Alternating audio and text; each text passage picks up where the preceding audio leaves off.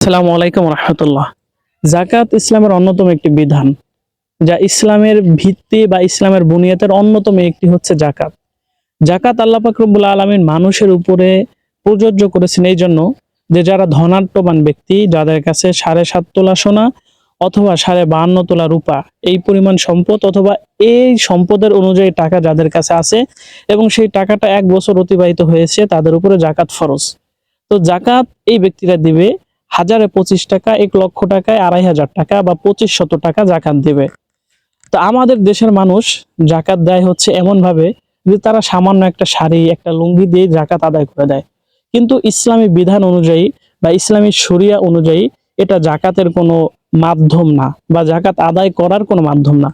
জাকাত আদায় করার উদ্দেশ্য হচ্ছে যে ধনাঢ্যবান ব্যক্তি তার মালটাকে পবিত্র করবে এবং যারা অর্থহীন, দরিদ্র সীমার নিচে বাস করে তাদেরকে জাকাত দেবে, যেমন এতিম, মিসকিন, অসহায়, বিধবা, যারা ফকির, এদেরকে জাকাত দিবে।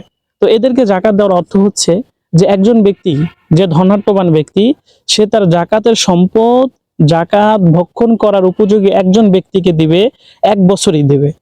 যাকে জাকাত দিবে তাকে 1 বছরই দিবে এবং ওই 1 বছরের পরবর্তী বছর সে আর জাকাত খাওয়ার উপযোগী থাকবে না।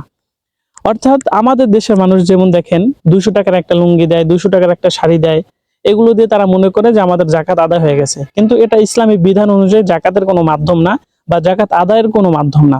জাকাত আদায় করার মাধ্যমই হচ্ছে যে ধনাঢ্যবান ব্যক্তি এমন ব্যক্তিকে জাকাত দিবে যে ব্যক্তি জাকাত নেওয়ার পর থেকে আগামী বছর সে আর জাকাতের উপযোগী থাকবে না।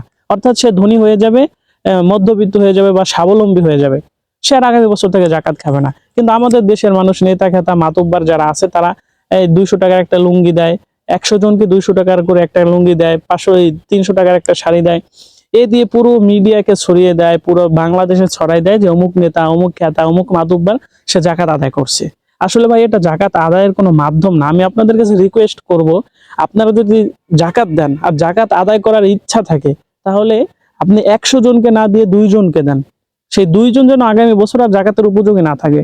আপনার 100 জনকে আল্লাহ পাক দিতে বলেন নাই। আপনার যদি 100 জনের দেওয়ার ক্ষমতা থাকে তাহলে 100 জনকে দেওয়ার মতো দেন, যাতে ওই 100 জন আগামী বছর জাকাতের উপযোগী না থাকে। কিন্তু আমরা নিজেদের যশ খ্যাতি, নাম, আমাদের সুনাম সুখ্যাতি অর্জন করার জন্য, উপরে উঠানোর জন্য শত শত মানুষকে জাকাত দেই, গ্রাম ভরে মানুষকে জাকাত দেই।